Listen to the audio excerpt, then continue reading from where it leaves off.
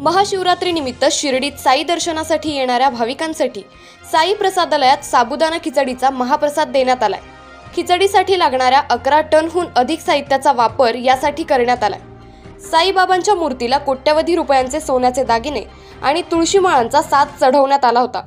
साईबाबांच्या दर्शनासाठी महाशिवरात्रीनिमित्त शिर्डीत भाविकांनी मोठी गर्दी केली। महाशिवरात्र आणि उपवासाचा दिवस लक्षात घेऊन साई संस्थान प्रशासनाच्या वतीने भाविकांसाठी खास साबुदाणा खिचडीचा महाप्रसाद देण्यात आला। सकाळी नाश्ता तसेच भोजनातही उपवासाची खिचडी देण्यात आली।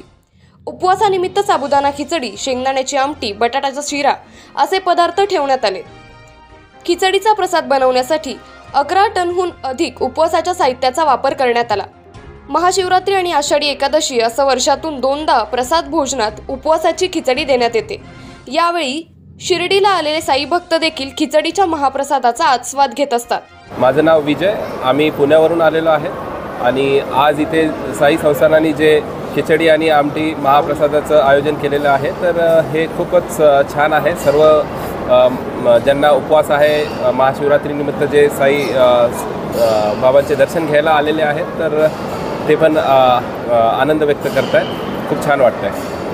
कसा प्रसाद आहे, हजारांच्या संख्येने साई भक्त साई प्रसादालयामध्ये भोजन करताय, काय वाटतंय तुम्हाला? तुम्ही परिवारासह साई संस्थांमध्ये आला? नाही, अतिशय उत्साहाचं वातावरण आहे आणि खूप आनंद येतोय। आज आमचे दर्शनही खूप लवकर झाले तर छान वाटतंय आणि प्रसादही छान आहे। खिचडीचा आम्ही लाभ घेतलेला आहे। साई संस्थांमध्ये हजारो लोक हे जेवण करत आहेत, कसं हे साई संस्था नियोजन आहे याबद्दल काय सांगाल? मी तर म्हणजे मी फर्स्ट टाईम बघतोय हे एवढी मोठी भोजनशाळा आणि एवढं भव्य आयोजन यांचं। तर आम्ही तेच आत्ता